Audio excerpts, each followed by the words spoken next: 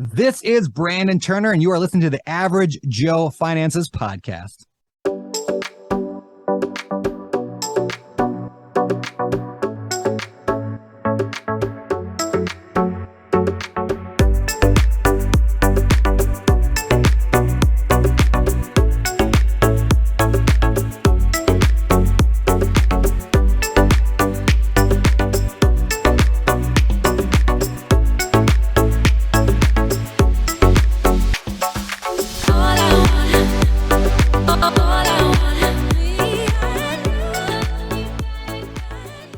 If you're watching this on YouTube, make sure you smash the like and subscribe buttons. If you're listening to our podcast, go leave us a 5-star review. All of our links can be found in the video description or show notes below. Hey, welcome back to the Average Joe Finances Podcast. I'm your host, Mike Cavagioni, and today's repeat offender and guest is Jon Ostenson. So we had Jon on back in episode 193, back in May of 2023, so 2 years ago. So go check out that episode. We're going to dig a little bit deeper into franchising today. So Jon, excited to have you on. Welcome back to the show. Appreciate you having me back, Mike. Looking forward to it. Yeah, absolutely. Hey, let's start this off the same way we start every podcast episode. And for those that have not listened to episode 193, can you share a little bit about yourself? Tell us your story. Who is Jon Ostenson and what's changed since the last time we spoke? Yeah, well, I've gotten older. My kids have gotten older, all three of them here in Atlanta, Georgia. But no, my background, I spent many years in the corporate world, like so many of your listeners, and always had that desire to do something more entrepreneurial and didn't know what it looked like. And at the time, franchising was not on my radar and really stumbled into franchising. I was in my mid-30s, had been climbing the corporate ladder, very blessed to have had a really good run there, but started doing some networking. Long story short, ended up having the opportunity to step in as president of Shelf Genie franchise, which is a large national franchise system. And through that experience where I got to support franchisees on a daily basis, just franchisees with so many different diverse backgrounds, but all following our shared system, I really fell in love with the franchise model and just saw how it could enable people to step into business ownership. Long story short, I ended up spinning off along with the founder. We've invested in franchises ourselves, but then I spend most of my time these days helping others do the same. So started Fran Bridge Consulting about 7 years ago, and we connect entrepreneurs and investors all around the country, all around North America, with what we see as the top franchise opportunities in their market. I represent about 600 different franchise companies and get to play matchmaker. And it's a beautiful model, Mike, because it's entirely free. So I don't have to collect any fees from any clients. I simply get paid on the back end from the franchisors. Yeah, that's awesome. I think last time we spoke, I think we focused on how it was like non-food franchise opportunities and how you could be successful in those. But I want to ask again, so why non-food franchise? We've got nothing against the food guys. We need them. I've got a lot of friends in the space and you can do very well. But my humble belief is they're just easier ways to make money. Opportunities that may require fewer employees or less operating hours or less capital expense on the front end. Maybe they're less susceptible to consumer whims. I always point to frozen yogurt, which was froyo was big until it wasn't. Our clients like industries where they're understandable, cash flowing. They're not trendy. They're not, in some cases, they're not sexy. They're not going out of style anytime. So again, we need the food guys for 95% of the clients that we work with, and we take them in a different direction. Yeah, no, and yeah, you make a very good point too, because I never even thought about the whole frozen yogurt experiment, because I think it started dying out right when I moved to Hawaii, and that was like 7 years ago. And I remember saying I never saw any frozen yogurt places out here at all. Like I remember back when I was in Virginia, Sweet Frog was on like every corner. You could find that everywhere. And then I come here and it's never heard of that before or never seen anything like that before. I think on the entire island of Oahu, there's one frozen yogurt place. One. Wow. And it's not a franchise. It's like a mom and pop shop. No, yeah. We love frozen yogurt, but end of the day, people's taste buds change. Yeah. Yeah. And actually, fun fact, your taste buds change every 7 years. So maybe it might make a comeback because I've been in Hawaii for 7 years now. Who knows? But all right. Awesome. So now I know the focus is there, but also I want to dig a little bit into how franchising opportunities can be lucrative for somebody that's interested in doing that, right? Because sure, you can start your own business, you can buy an already existing business, but what makes franchising a step above that? Absolutely. Probably 2/3 of our clients reach out to us after having looked for an existing business for many years. And that can be a good opportunity, but I just hear over and over again, I've been looking for 4 years. I've been looking for 5 years. I've been under LOI 6 times, didn't work out. It's like finding a needle in the haystack to really get one that makes sense. And even once you buy an existing business, you're assuming everything's going to continue as is, and that's why you paid a premium for the business. But whenever you inherit someone else's team, someone else's customer base, there's going to be changes, things you didn't expect. And so there's more risk in that scenario in some cases. And so a lot of people like the idea of franchising where, yes, it's a proven business model. You've got the support from the franchisor on the sideline and their support team. You've got a playbook to go execute against. You've got marketing that's oftentimes already been optimized. That's just go run the playbook. And with franchising, and oftentimes you trade at a higher multiple upon the exit too. But one other thing is you get to put your thumbprint on the business from day one, right? You get to select your own team and build that own culture, all while following a system. And franchising is not right for everyone, Mike. I think some people are too entrepreneurial and they're not going to be a good fit. They don't following a playbook. But for the vast majority, it's a better path into business ownership and a better path to then scale potentially a portfolio because, again, you've got that support of the franchisor and their team supporting the manager that you put in place so you can then move on to the next thing and start to build that empire. Yeah, absolutely. So there are a couple different kinds of franchises you can do, right? And by kinds, you can be like an active owner where you are very active in the business, and you could also, there's ones you could do where you're more passive. Can you explain the differences between the two and why one might be a better fit than the other, depending on your situation? Yeah, it's a great question. So franchising oftentimes looks at 2 different models, the owner-operator model, as you described, and then what they would call a semi-absentee or semi-passive, or some call it an executive model. End of the day, I prefer to call that model semi-involved because I don't want to ever present it as absentee because that's not going to be the case. You will still be involved, and the level of your involvement comes down to the quality of the operator that you have in place. The great thing is if you have a great operator and you've aligned your incentives, that franchisor and their support team can carry a lot of that daily support water for you and can be the go-to resource for their questions and take some of the burden off of you, allowing you to do other things. So probably half of our clients go with that path from day one where they put a manager in place. The other half jump in and run the business themselves. Now, whatever you do day one doesn't mean that's what you'll always do. So you may start off as an owner-operator with the eye on eventually replacing yourself and putting a manager in place.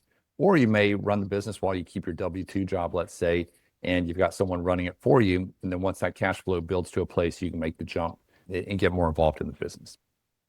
Yes, I was actually going to ask that next is for somebody that does have a good paying W-2 and they're not ready to leave it yet and take that leap, what is a good path for someone like that to follow? And I think you answered some of that, but going a little bit deeper, let's say you eventually want to get to that point where you want to start it off where you have a manager in place running the business for you, but eventually you're going to want to be able to step in and take over.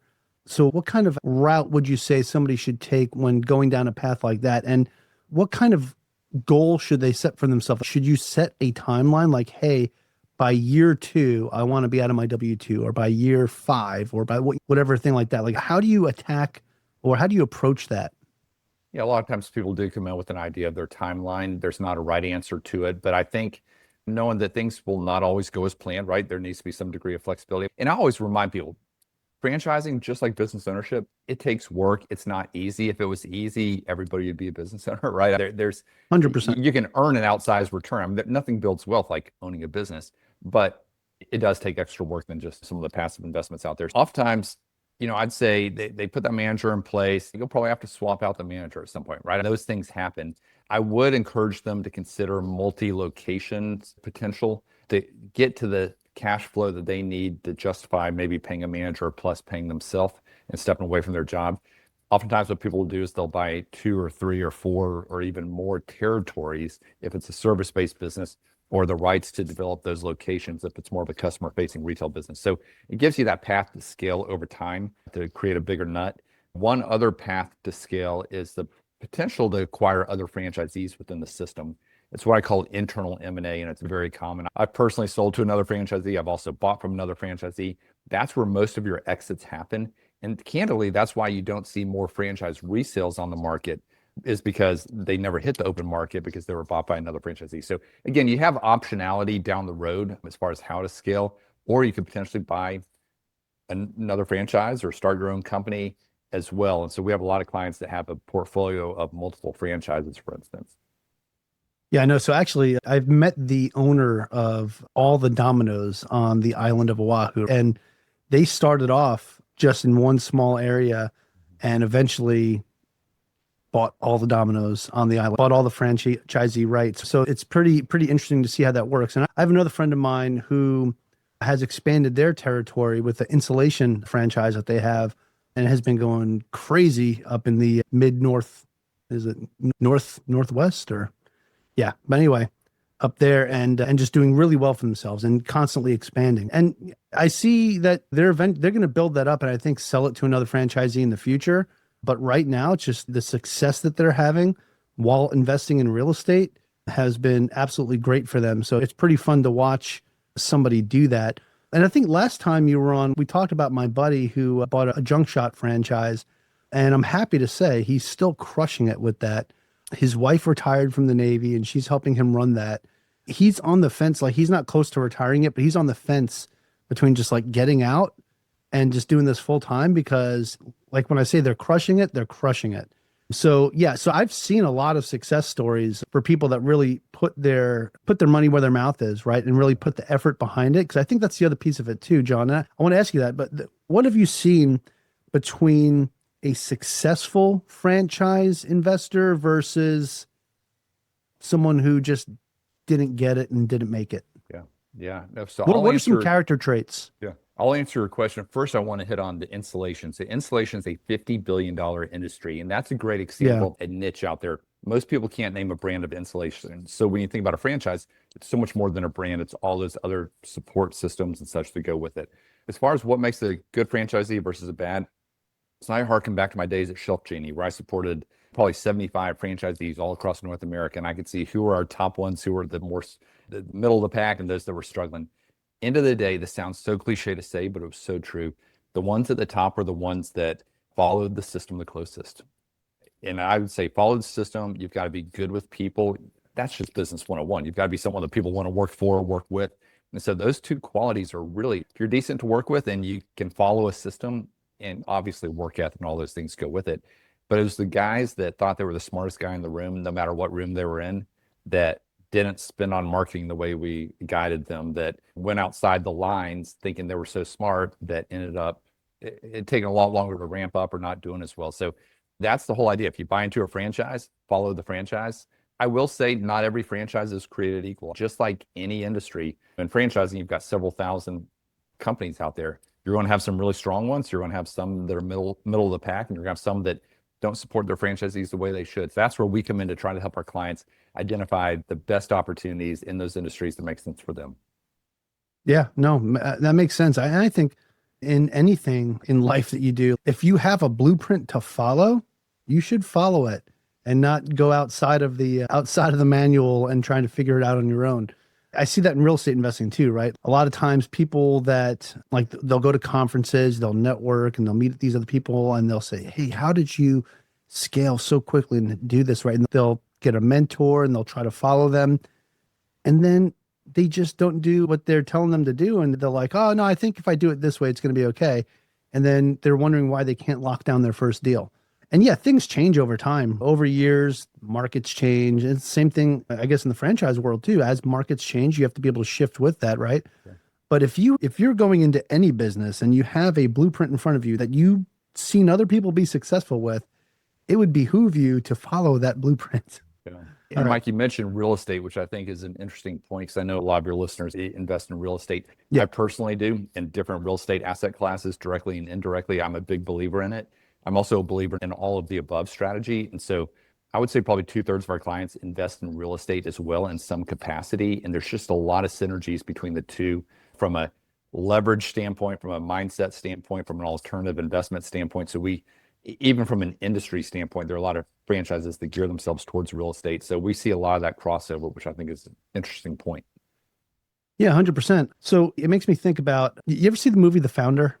Yeah, absolutely. So the story about Ray Kroc and McDonald's, and it makes me think about that, right? Because they started off just as they were expanding McDonald's, just opening up more restaurants. And then Ray Kroc figured it out. He said, I'm going to own the land that we're going to put these McDonald's on. And McDonald's became the biggest real estate owner in the country, which was insane. So that movie, I think, and it was, I don't know how much of it was part of the true story. It was dirty how some things happened, but at the same time, like when he figured it out and he was able to start buying the land that they were putting the McDonald's on, he just started booming, right? So I feel like if you focus on what it is that you really want to do, like he wanted to scale, the other partners didn't. He figured out a way to continue scaling, even if it wasn't the same path that they were following. And I bring this up because if you haven't watched that movie, you should go watch it. That was some of the big takeaways I got from that, right? Is he thought outside of the box. Now, again, like I said, he may have gone about it a little bit dirty, in my opinion. And again, like I don't know how much of that was part of the true story, but I do know that McDonald's is the biggest real estate owner in the country. And that's how they started getting there. And they started expanding it with their franchise. So I just thought it was pretty amazing to see. And then I wanted to ask you, like, Jon, have you seen any other franchises do something similar where instead of going out and leasing land or leasing buildings, that they started buying the land and saying, okay, we're going to buy the land and then put our franchise here? Yeah, I'd say it's the minority right now that are actually buying land in conjunction. Because that is bigger money, right? It is. Yeah. It's a different game. So typically you're leasing, but I've got some bigger player clients. I have some clients that just bought 10 trampoline parks, and those are $3.5 million each.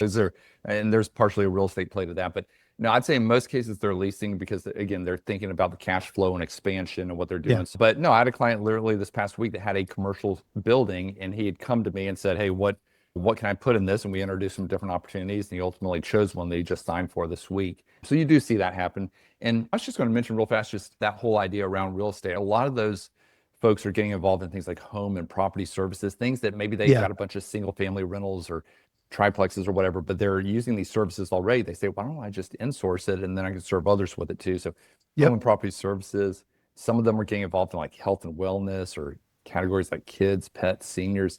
So many different opportunities out there that may or may not directly tie into the real estate.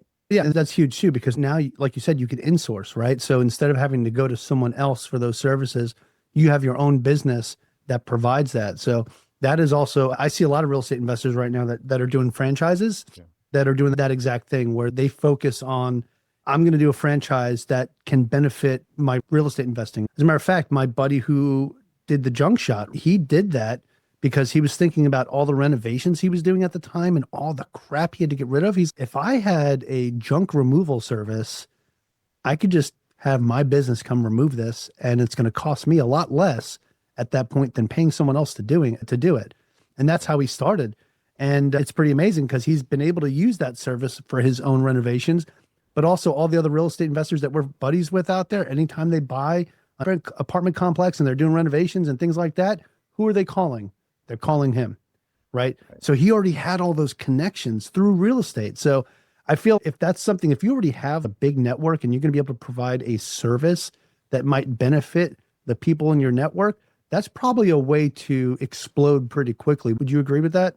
Absolutely not. Business is all about connections, right? And one thing that oftentimes gets overlooked is when you're launching a business. So think about those real estate investors. They're getting all sorts of tax benefits, but most of them are for passive income. With a business, you can get tax benefits from an active income standpoint. So there's a yin yang. And again, it's that mindset that people have where they're thinking beyond just the cash flow. It's what else can I benefit from? The government has written the tax code, as we all know, to benefit real estate owners and business owners because they want to incentivize those behaviors. Yeah, once people start realizing that, the light bulb goes on, and maybe they have a spouse-led high W-2 job, or they've got their own W-2 income and they don't have many options from a tax standpoint, and now all of a sudden they do. Yeah, absolutely. So speaking of tax options and things like that, so if we talked 2 years ago, right? Different administration then, a lot of things have changed over the last 2 years. From the last time we talked to where we're at now, what kind of changes have you seen on like the tax benefit side to what it was 2 years ago to now? Yeah, the tax code's currently being worked on by Congress, and the anticipation is that we'll get Section 179 back, which is accelerated depreciation, where you can, again, your buddy with the trucks, the junk hauling business. Yeah. If he were to purchase trucks, or in some cases even, and he can finance those over time, but to be able to write those off in year one, that's a huge tax benefit offset. So that's one example. Certainly they're going to likely repeat the 20% qualified business income tax deduction for small business owners, LLC owners, which is a pass through. So again, when you kind of dig deep, I pay my kids in the business. I've got 3 young kids, but they've been in some advertisements for us. They package my book and send it out, which, by the way, I'm happy to give to all of your listeners. Would love to share a copy of Non-Food Franchising with them. But the beauty is, when I pay my kids every year, we keep it below the threshold for them to have to file a tax return. And then we take this income that they've earned, and because they have earned income, I can now put it into a Roth IRA for them. So I do it like clockwork every December. And then the balance of that, they actually pay back to me for their school tuition. But I can justify, if the IRS ever asks, here are the things that they do in my business. But again, if I was a W-2, I wouldn't have any of that ability. And of course, I get the tax write-off by paying them.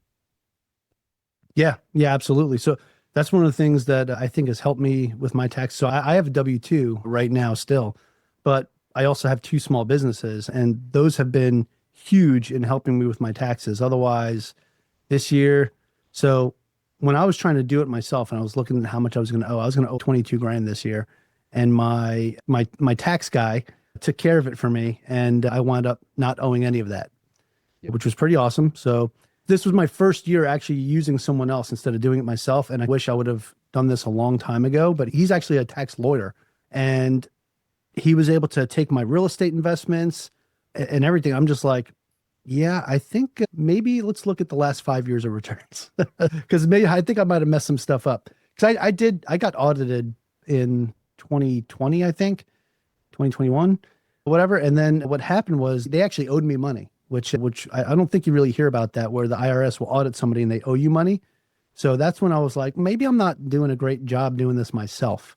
But yeah, I finally hired somebody, and I'm so glad I did. And one of my real estate buddies referred me to this person. And I bring that back to say something we talked about earlier, Jon, is the networking piece. It's so important to just network and put yourself out there, because you're going to get connections that you wouldn't get otherwise. I was able to get a tax guy from that. You're going to find people that if you start a franchise, that it'll benefit them too. So you're going to build your business base immediately. 100%. No, and I'm a part of different masterminds. I'm a huge believer. You become like the people you hang out with, right? We all know that. And that is, I think you make an excellent point. Within a franchise system, it's a built-in mastermind. Yeah. And as you go through the process trying to decide what franchise to buy, you're going to get to talk to other owners about their experience. So you get a feel for who those owners are before you ever jump in the franchise system. Maybe people have shared backgrounds, similar backgrounds to yourself. But some of the best ideas come from those exchanges between franchisees. And they're all incentivized to grow the brand and make it more valuable. And when I was at Shelf Genie, some of the franchises that I've owned, I've got one that's an asphalt paving and line striping business, like the parking lots. I've got another one that provides temporary walls, containment walls around renovation projects, construction sites. I can go down the list. I've got a handful. But ones like that, we learned so much from the other franchisees in the system, because what types of backgrounds are you hiring? How are you incentivizing them from a lead generation standpoint? What referral partners are you using? And oftentimes you can get national accounts out of it as well, because you've got such a large coverage area across the US. So I can talk about it all day. I'll stop right there. No, that's awesome. And that's a great point too, right? Because franchisees aren't just in one specific small area, right? They're all over the United States, right? So depending on what franchise you go into, there might be somebody that's doing business in California that some of their practices might help somebody out on a national scale in New York. So it can vary, now different markets, right? So maybe New York and California might be similar markets, but it just depends on where you're at. But then you might have somebody that's closer to you, maybe in another region in your state, that has been really successful marketing a specific way. And you could pick up some of those tips from them. So I think that's great, because it is, like you said, it's like a little mastermind, right? Because you're able to talk to the other franchisees and learn what they're doing, what their best tips and tricks are, right? Yeah, and the things they've learned the hard way from. So it's 100%. And that's usually the best lesson you can get too, because if somebody learned it the hard way, it means it costs them. And if somebody's going to share a lesson with you that they learned that costs them money, but they're not full of crap. Yeah. Because they did pay the price. It's cliche. You're in business for yourself, but not by yourself. You've got the franchisor supporting you, but you also have a community of other business owners. Because again, if business ownership was easy, everybody would be doing it. But to have that built-in system of support is huge. No, not just easy, but also the risk that you take too. Not a lot of people are very risk adverse, and they're not going to be the people that decide to open a business or start a franchise or even invest in real estate. They're going to do their W-2 and invest in their 401k, and that's it. Which, hey, fine. If that's what you want to do, that's fine. But if you're willing to step up and take the risk, there's so many opportunities out there. And there's so many people on the sideline that talk about doing it, Yeah. but never do it. But they feel like they're in the game because they're consuming a lot of content on the entrepreneurship. 100%. But they're afraid to step across the line. I know a lot of people like that. As a matter of fact, I was like that for a while when I first started looking at getting back into real estate. I was looking, I was watching, and I was like, yeah, I think one of these days, and I finally pulled the trigger in 2019. But yeah, absolutely. Jon, this has been a great catch up with you. I'd like to transition into what I call now the final round. You've been through this before. I'm going to ask you the same 4 questions I asked you last time. And if things are different, and actually I can go back to the last episode and see if they're different, but yeah, and whatever. And we can just go through those questions and get an idea of where you're at right now. Perfect. All right. Let's go ahead and get this one started. So, Jon, the first question of the final round is, and I wonder if this is going to be different the last time you said, what's the biggest mistake you've ever made when it comes to your finance or business life? Yeah, there are a few investments I made over the years, and I can give a specific example. But end of the day, I didn't fully understand that investment, and I got excited, and I had a little bit of FOMO, and friends of mine maybe invested, or I knew the sponsor, but I hadn't fully vetted it. And once I regret, I've learned from, I do believe, and it's really refined my thinking and how I view investments, private investments. Okay, awesome. Yeah. All right, so the follow-up to that and the next question is, what is something that you've learned that you wish you knew when you first started out? Yeah, I pinch myself every day that I work for myself. Now, I'm the hardest boss I've ever had, but you made the jump in 2019. I made the jump in 2017. Wish I'd done it sooner. I've never looked back. Very thankful for the experience I've had. And yeah, there have been challenges along the way, but end of the day, those are the challenges I want, not the ones of having to deal with in a corporate environment. Okay, awesome. So I mentioned this a little bit at the end of the last, I guess, round of questions I was asking you, but I had mentioned tips or tricks, right? Do you have any tips or tricks that you would recommend to someone that is just getting started today, like somebody that is ready to pull the trigger and open a franchise? Yeah, I think having comparables. So I have some clients that get hooked on the first one they look at, but I really want my clients to talk to 3 or 4 or even more, because you learn so much and you start to crystallize in your mind the things you're looking for and how you can compare and contrast. And 90% of my clients end up purchasing something that was in an industry that was never even on their radar. So it is so much fun to take them through the process, and just that's where the magic happens. They have those light bulb moments. They look at their spouse, or they realize in their own mind that, hey, this is something that the community needs. They can fit my skill sets, even though it's in a whole new industry. And yeah, so I'd say just getting more information through looking at multiple opportunities instead of just fixating on one. Okay, awesome. And actually, I don't normally do this, but I'm going to put a follow-up to that question. So are there specific talents or skill sets that you look at with your clients when you sit down and try to help them find the right franchise for them? I would say that the biggest ones would be the involvement they want to have in the business, what they want that day-to-day to look like. Are they more front end of the business, sales and marketing oriented, or more back end, maybe operations and finance? And it could be that they've done both in their career, but what do you want to do in that next chapter? That's how we think about it. And who will be that first key hire to augment what you bring to the table? I don't run people through personality tests and stuff. I don't think that's necessary. You know yourself by now, and most of those I work with are mid-level to senior level executives, and they don't have all the time in the world. So I work really hard to be able to bring them opportunities in a faster manner rather than taking them through all those assessments. And they've all done those before. So For sure. Yeah. From a personality standpoint, I'd say it's more of the role they want in the business and what their background is. Okay, that's fair. I appreciate that. All right, Jon, the final question, and I'll preface this with besides your own. Do you have a favorite business, investing, or real estate related book or podcast, or both? Yeah. And besides your podcast, I've been on Entrepreneurs on Fire 8 or 9 times now. It's just been, we've been able to add a lot of value. So I definitely love that podcast. I may have mentioned this last time, but one of my favorite business books is The Compound Effect by Darren Hardy. Just again, the idea of doing little things over time. Actually, yes, that is the book that you mentioned last time. So yes. I love it. Perfect. I love it. No, I consume a lot of different books. Buy Back Your Time by Dan Martell is an excellent one. Die with Zero was a great one. They kind of gets your thinking about living in the moment, not just pushing out to the future. But yeah, so many great ones out there. Yeah, those are new from last time. I think, so I'm looking at when we last talked, so you said Purple Cow and Love Blue that. Ocean Strategy too. Love those Yeah. too. Awesome. Awesome. No, I really appreciate that. It's funny though that, yeah, that first book that you mentioned, it was exactly the first book you mentioned last time. So if you haven't read The Compound Effect yet, Jon said it twice now. Okay. In 2 different episodes. That was the first pick he said. So go check it out. All right. So Jon, that is it for the final round, but I do have another question for you. And this is the most important question I think I'm going to ask you throughout the entire podcast, because for those that listen to this episode or episode 193, they're thinking, hey, okay, I listened to him 2 years ago. I listened to him this time. And I think I am now ready to become a franchisee or franchisor, right? Franchisor, franchisee, Franchisee. Yep. franchisee. Yeah, there we go. The franchisors are the ones that have the franchise. Okay.